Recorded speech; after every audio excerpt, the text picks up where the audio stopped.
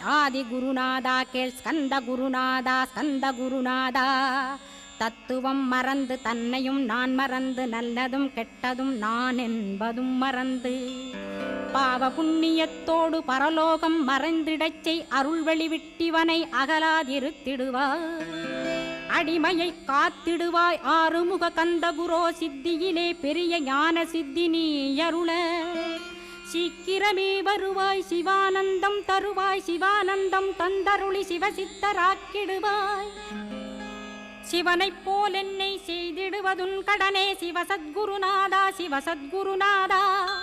ஸ்கந்த குருநாதா கதறுகிறேன் கேட்டிடுவாய். தாளினை பிடித்தேன் தந்திடுவரமெனக்கு.